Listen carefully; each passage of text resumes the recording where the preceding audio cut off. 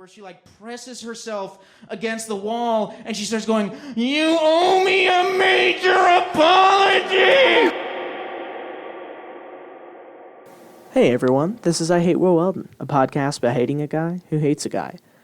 So last week was the very first episode of this show, and also the very first podcast episode I've ever made in my life, and you guys seem to like it, and I really appreciate that.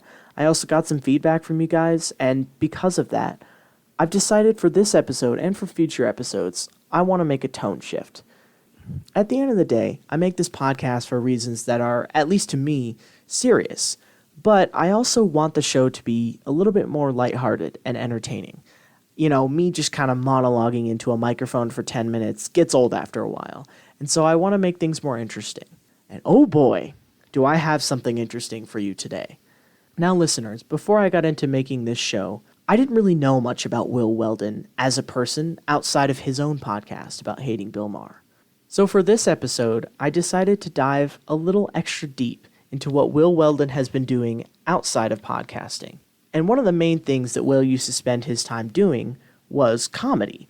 His podcast is also kind of supposed to be a comedy podcast, but he kind of ends up just ranting in a lot of the episodes, and so it doesn't really feel that much like comedy. It's more so political, and I'll definitely be getting more into certain episodes of his show later in this series. I hope to do a full coverage of an I Hate Bill Maher episode at least once, hopefully with a guest. Unfortunately, I don't have a guest today, but we've got plenty to talk about because Will Weldon's comedy career is insane. It's not very good.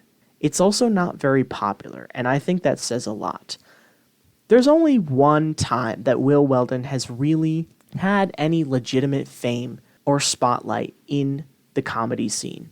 And that was one little video posted on January 29th, 2015 on the Comedy Central YouTube channel as part of the Comedy Central series, This Is Not Happening. It's got a very respectable 5.7 million views, and it's the most popular stand-up material on YouTube that Will Weldon has ever been featured in, and so I thought I'd give him a fair shake and review his most popular stuff. So that's what we're going to do. So we're just going to dive straight into the intro, which, to be honest, was very odd. There was a kind of cutscene sort of thing that happened before where presumably the host of the show, I think it was the host, he was kind of just running away from this robot that was like shooting lasers at him. I don't really understand why that was happening. It just seemed really dramatic for a comedy show and kind of like overly theatrical for no reason. But I mean, like, what am I talking about? Of course, this guy is Will Weldon's friend. There's no way Will actually got on this episode because he's talented, because everything else he's ever done in terms of comedy on YouTube has like 10,000 views. So there's no way he just got on here by being funny. I think this guy was doing a favor for him. I truly do. And like, it shows because he's just as kooky as Will Weldon. Now, I want to review Will Weldon's stand-up in this episode of This Is Not Happening. But I want to preface this first by saying, like I say, I'm no Bill Maher, but clearly neither is Will, and that's why we're here. A lot of his jokes, even in this episode, are just kind of too much setup. He will just set up a joke for a while, and then he'll hit a punchline, and it's like, well, you know, you didn't have to do like a full minute of setup before that. There's just oftentimes not enough supplementary jokes. You'll be listening to the jokes, and he'll kind of just be like rambling through, and then you'll be like, so the punchline was supposed to be about 10 seconds ago, where is it? And it's just not there, and eventually he'll get to it. He's usually pretty good about, like, he'll do a punchline eventually, but like, it takes him a while, sometimes more so than it should. And he also seems like kind of unsure. He gets loud at certain points during this episode. And it's really confusing because it's like you have a microphone in your hand. You can always just keep going at the same volume. You don't really have to increase volume. Like, I get that he's trying to act up a lot of the scenes that he's describing because what he is describing is pretty insane. But sometimes when he's just monologuing at the crowd, it'll still be loud, and I don't really understand why. Right off the bat, he also kind of gets a little bit of his insecurities out there, and it just like, it feels like Will is unsure of his own material sometimes. I'm going to insert a clip of it. I hope you'll see what I mean. she tells me I'm like cute and funny, and I'm like, yeah, sure. I don't know how to feel good about myself in appropriate ways, so that's perfect. That's just what I need, outside validation. And it's very strange, because to compare it to Bill Maher will deliver his jokes with confidence. He has a persona to him that like kind of works for his style of comedy. Will just kind of doesn't sometimes, and it really shows. So, to continue on with the story that Will is telling in this episode, he's going on a second date with someone, and it's not going very well. She's kind of like hinting at like a future relationship, but in a very toxic way. And she's also just being kind of an asshole to him. However, when he's describing the beginning of the date, there's one really funny thing that Will has the gall to say. And I was like, slow down. Like, because I'm an asshole. So I was like, take it easy, lady. You're not a real asshole, Will. I have respect for real assholes. That's the kind of shit that Bill Maher does. That's not you, buddy, okay? Like, you got up there and started talking about your insecurities, and you're like, well, I'm an asshole. And it's like, no, you're not. You're just a little bitch. I'm sorry, Will. I don't know what else to tell you. So he keeps going with his story, and things start ramping up. And, you know, if I was in Will Weldon's position, I'd feel weird too. I'd probably tell all my friends about this. It sounds like a pretty crazy story. So as he's describing this date going poorly, he describes the woman that he's with continuing to get more and more agitated, and eventually they decide to go home because she's left her purse at his place, yada, yada, yada. So they get home, and right after Will gets home, he says something that is very enlightening to his character. And we go up to my apartment, and I go and like splash cold water in my face, because that's like what people do in movies during really stressful situations. Now, I understand appreciating movies. I love movies. I love me a good classic movie. But this is kind of sad. Like, I feel like he's getting a lot of his personality from movies. Isn't that just, like, kind of pathetic? Like, he can only, in this incredibly intense moment, think of something that happens in a movie as relating to his life. Just live your own life, man. But that's all he can think of, is like, what do characters in movies do when they have to deal with this sort of situation? Will, figure it out on your own, man. It's kind of unfortunate that you can't. And then Will keeps going, but his supplementary jokes, again, like when you're telling a story like this, you have to add little punchlines in between like certain like lines of the story to make sure it's a funny story. But I feel like not only does Will Weldon not really tell enough supplementary jokes, like there are certain parts where he'll just monologue on about the story, but he'll also just not make jokes even when he tries to. Like he'll say a punchline and it's just like, oh, X, that's not really the same as Y. And it's like, well, Will, that's actually not a real punchline. I know you can do better than that because there are a few jokes in this episode that actually made me laugh, but it's more consistent for him to do something like that, which, again, it's just not really a joke. To continue with the story, as Will is trying to deal with this woman, trying to get her home when she's clearly drunk and freaking out at him, he starts describing her having a tantrum as the following. She like presses herself against the wall and she starts going, you owe me a major apology! You owe me a major apology! Now, for any of you wondering where the sting at the beginning of each episode comes from, now you know. So as Will Weldon keeps talking, he keeps describing this girl pounding on his door, harassing him, etc. But he's still barely telling jokes as he's going through this story. Like, here's the thing. This is a story with some kind of serious elements in it, and if he's not going to be able to tell intermediary jokes, then it doesn't really carry very well. He makes, like, a couple of hack references. He makes a, like, hack sports joke, like a random sports reference, and it's like, that's not really a joke. You're just kind of sitting there being like, you remember X? It's kind of like Y. This wasn't that crazy. What if the audience doesn't know what that is? I didn't know what he was talking about. Like, I don't watch that much sports. I didn't really understand what half of his bits were sometimes because he just keeps making references to random things and it doesn't make sense. You're not going to keep the audience on your side when you do things like that. And then at the very end of this story, He decides to call the cops because she basically won't leave him alone. I do the same thing too. I don't think Will really makes any irrational decisions throughout the actual course of the story, but he just doesn't tell it in a funny way, and so it doesn't work. So Will gets to the end of his story, and he eventually decides to call the police because this girl won't leave him alone. And as soon as he does, she, scampers off, basically, and he doesn't see her again. But when he's on the phone with the operator, the last joke he tells in this episode, I cannot make this up. So the way he sets it up is the operator asks him something along the lines of, "Oh, are you still seeing her?" And Will Weldon answers to the operator, by his own admission, "Why would I see her again after what she's done to me tonight?" And the poor operator has to sit there on the phone and be like, "No, is she still in your vision? I don't care about your dating life." Will Weldon will just straight up admit that he's a dumbass. That is one of the most dumb things I've ever heard in my entire life. If you just give him a microphone, he'll stand up there and be like, "Yeah, so here's one really dumb thing that I did, followed by another really dumb thing that I did." And I think that's enlightening. I'd like to believe that it's just part of the joke, and we all make dumb mistakes too, but that is unbelievable. Legitimately unbelievable. I don't even know what to think about it. I don't really understand who's watching this stuff. It's dumb guy shit. I don't understand who's watching this being like, "That's so me. I would do that." And so I decided to check out the comments of this YouTube video. And I kid you not, the most recent comment, which was from an entire month ago, by the way, and it looked like a bot account.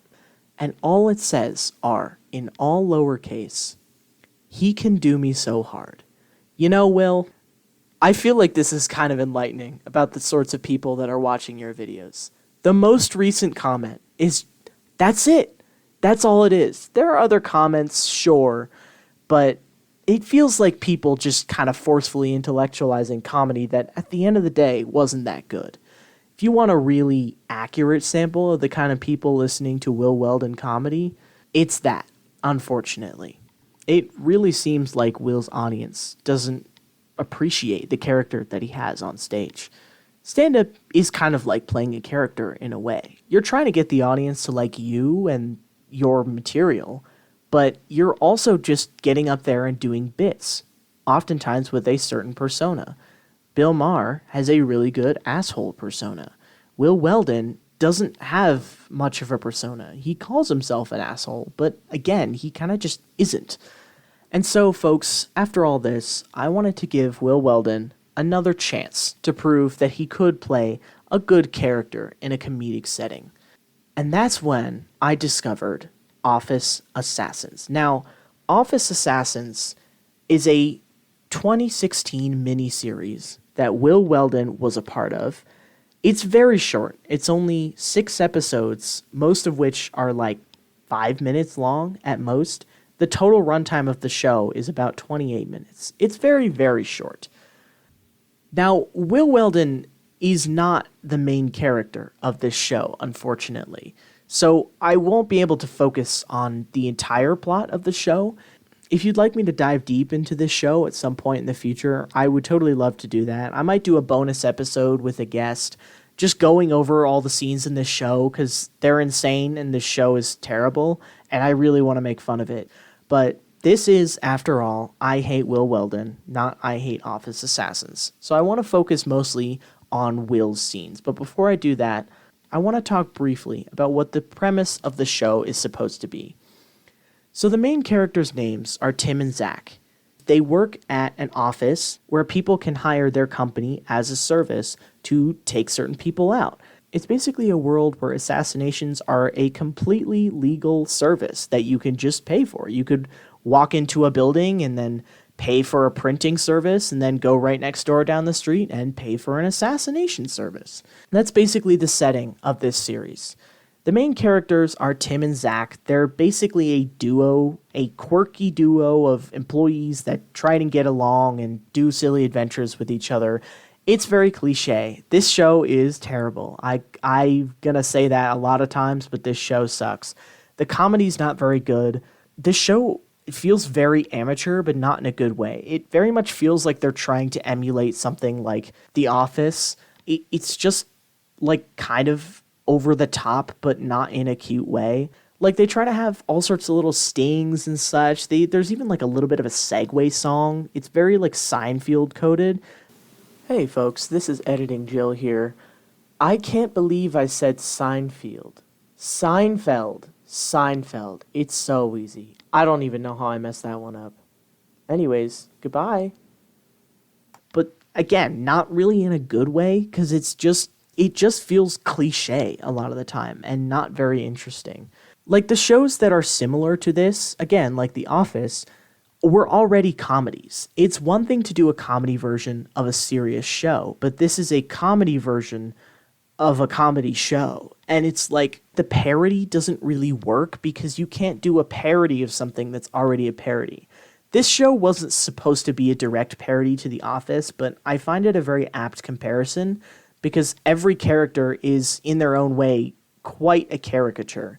There are definitely less characters than The Office, but it has a lot of the same tropes, but it just does them more poorly. Now, as I mentioned before, Will does not play a main character. Will's character's name is Duke. Now, he is still an important side character, and so he still has several scenes throughout the show, and I'm going to go through them one by one. But before we do that, I want to just mention off the top, I'm probably just not going to call him Duke, because that feels weird, and I'd rather just refer to him as Will, because, this is Will Weldon, so we all know who we're talking about.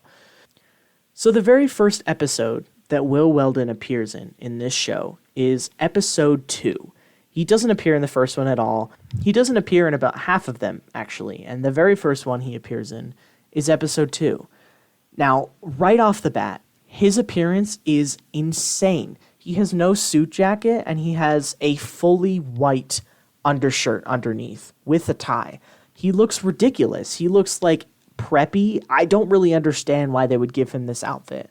I guess it kind of makes sense with this character, but he kind of just looks insane. It feels odd. It feels like he's dressed differently than everybody else at the office, and I feel like there are less overt and more interesting ways to characterize somebody as preppy or obnoxious, which is probably the most consistent character trait of Will's character.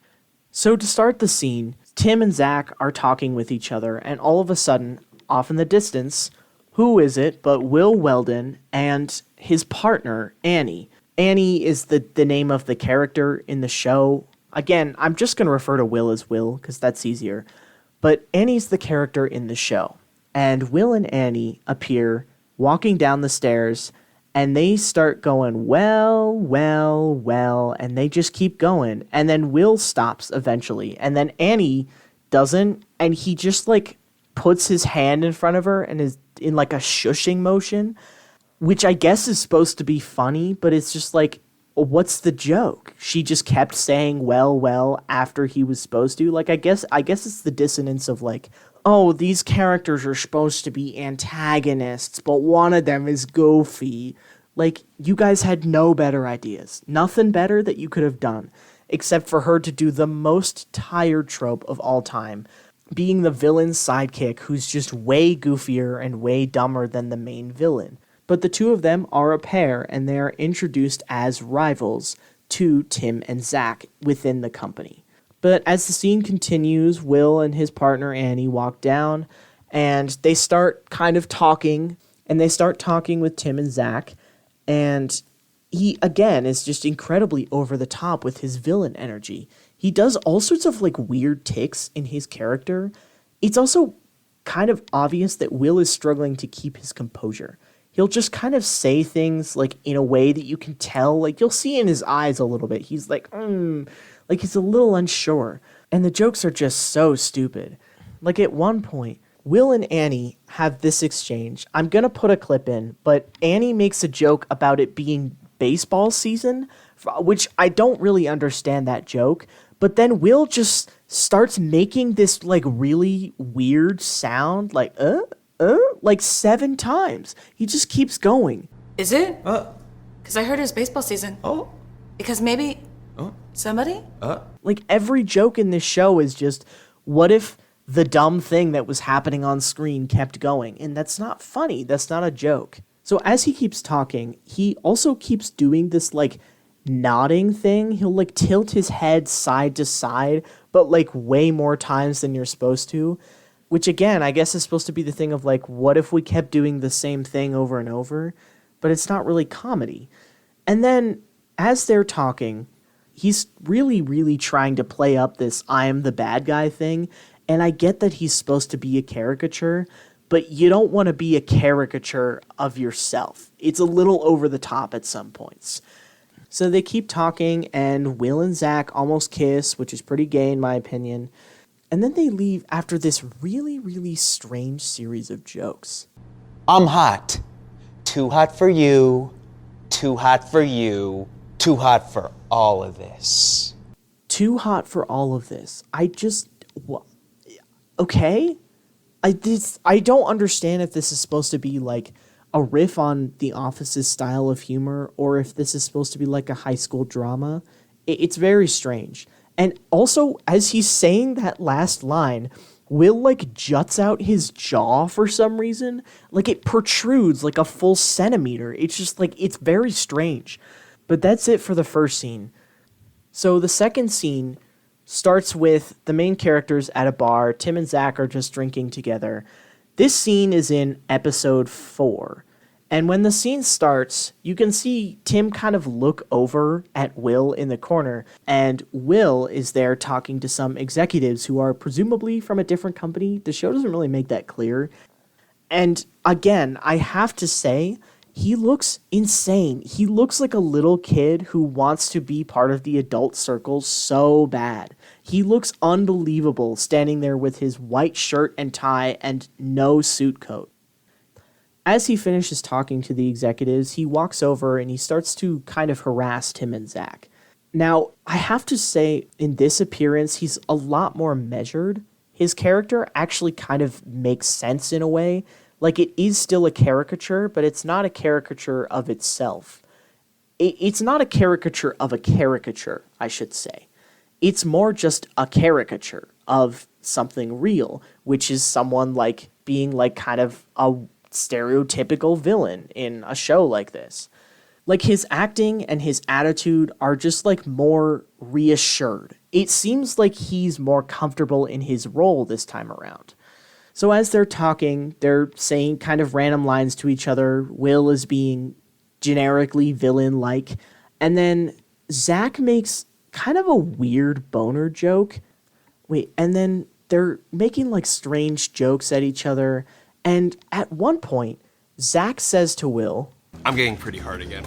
Just admit it. It's me, dude. Oh, no. It's my phone. It vibrates, and then I just, like, it gets so exciting down there. right after he says that, Zach is like, no, I think it's just, and then Will gets closer, and he whispers, he gets really close to the mic, and he goes, it's me. And he just walks away. Like, what is, okay. It's a joke, I guess. I don't really know. It's just not really very good joke. Like, it just doesn't fit the asshole caricature well. Like, it feels like they're trying to force Zach and Will to have some sort of, like, homoerotic chemistry, but it doesn't work. It's just not really a joke. They're just saying, look at this. This would be interesting, wouldn't it? And it's like, yeah, maybe a romance between those two would be interesting, but it's not a joke to just say, like, this is a strange thing to say. Like, yeah, make the strange thing funny, you know? But that's the end of that scene. I think his partner Annie makes, like, one more, like, kind of dumb joke, and Will, like, adds onto it a little bit, but that's basically it. So then the third and final appearance that Will has in this show, it's more like two appearances in one, but one of them is very short. So basically, the plot of this episode is it's the very end of the season, and they're trying to figure out who is worthy to go to the academy, as they call it, and they're going to have a competition between all the different people in the office. There's some conflict now, I see. It would have been nice to, like, build up to this a little bit more than, like, the very end of the show, but you know what? You can't ask for everything. Like I said, this show is terrible. I would love to do a full review of it someday. So the first scene that Will appears in is after the fighting has already started. It's basically just him and Annie jumping someone. As the guy is walking into the room that they're hiding in, he basically just says, "Get him, Annie." Again, really enforcing that, like, I'm the villain and this is the villain's sidekick, who's also, like, kind of subservient for some reason and a complete dumbass. I hate this trope. I'm just tired of seeing it. And then Annie makes, like, a dumbass joke after that. I don't know. This scene is literally, it lasts like 30 seconds. It does not matter that much. But later in the episode, the two reappear. And this time, they start a shootout with Tim and Zach. Tim and Zach have some kind of character bonding moments. And then in a shot with very over-the-top editing and like a whole cliche atmosphere to it, Tim and Zach attack them. They kind of jump over a desk and start shooting them. Not actually shooting to kill, just like shooting rubber bullets. But Annie goes down. Annie goes down in an incredibly exaggerated way. She's doing the thing of, like, whenever you see characters in movies get hit by, like, multiple bullets from, like, a machine gun or multiple guns shooting them at once, and they, like, move backwards with each hit very dramatically. That's basically what she was doing. It just went on so long, like several seconds longer than it needed to. Will sort of looks like he goes down, but it's not exactly clear. It seems like he kind of just like folds down and then cowers behind a plant or something.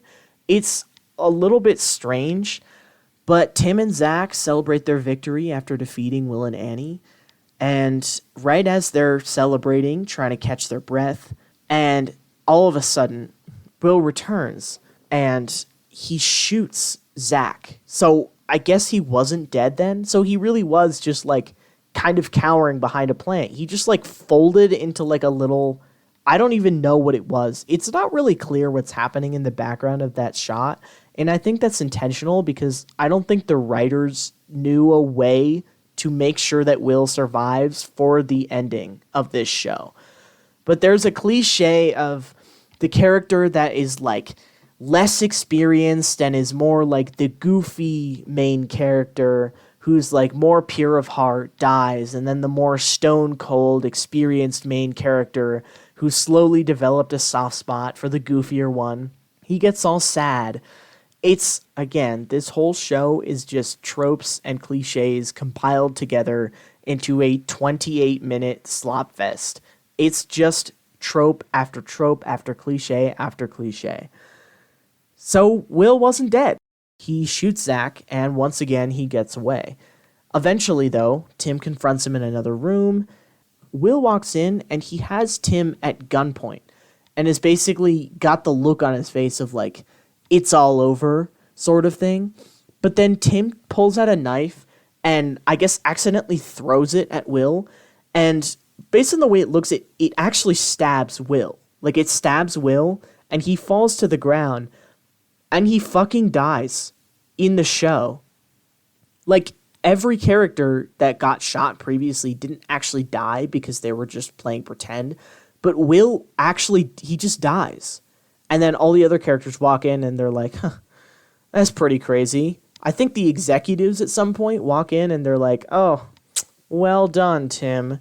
You and your friend are going to the academy. And then Will is on the ground just like... Will's on the ground just like, yeah, great job, guys. And he's like coughing up blood, and it's so, okay. It's, again, nothing in this show happens for any good reason. It's just like, what if the joke was that Will actually dies? Like, okay, I guess, go for it. I'm kind of just glad that Will got stabbed. I think that's really funny, personally. Obviously I wouldn't want Will to get stabbed in real life, but he got killed in the show. He was the only character that actually died, except for like a couple like random characters that we literally like never see, but we only hear about. He's the only one that actually dies that we knew anything about. So maybe that means something. I don't know. I'm looking too deep into this, but I think it's a really funny and kind of poetic ending, to be honest. And that's it. That's the show. That's genuinely how they end the show. They just have a character die, like fully die, even though that wasn't like a thing that happened earlier in the show. overall, I find Will's acting to be quite unsure at times. He just doesn't fully feel comfortable in his character a lot of the time. It kind of fluctuated how well he was doing his character and how much you could tell whether he was sure of what the lines he was saying. Even when he was ostensibly playing himself during the stand-up bit, he was still kind of being over the top to compensate for his lack of confidence, because sometimes he gets it right, but other times he's just he's not always there, and you can see it in his performance that he's not always sure of what he's doing, and that makes for a poor actor, and oftentimes, in the case of Will Weldon, a poor comedy set. Now, Will Weldon stopped being in major media productions in around the mid-2010s, with one major exception, that being a little movie called Too Late that came out in 2021, a movie which will be the sole focus of next week's episode. For sure, I'm getting a guest for that. That is going to be an incredible experience. Also, probably a very long episode because I do want to review the whole movie. Will Weldon is not the main character in the movie, but I still want to review all of it because I think it's a really strange movie, and I have to talk about it, at least with one other person on this show. And so that's what I'm going to do next week. But that's all I've got for you this week. Thank you so much for listening. I'm so sorry that this episode was so late. I had a very busy week. Unfortunately, it was hard to find the time, and this episode was much bigger than the last one and a much bigger project to complete with all the different clips and just the length being so much longer, but I do truly hope you've enjoyed. I'll definitely try to be more consistent with the uploads. I at least want to get next week's episode out on Wednesday sometime. It might be after 9 p.m., but hopefully sometime on Wednesday. I want to get back on a consistent schedule because I feel like you guys deserve that, and I definitely think I can achieve it. Thank you so much for listening. I'll see you next week.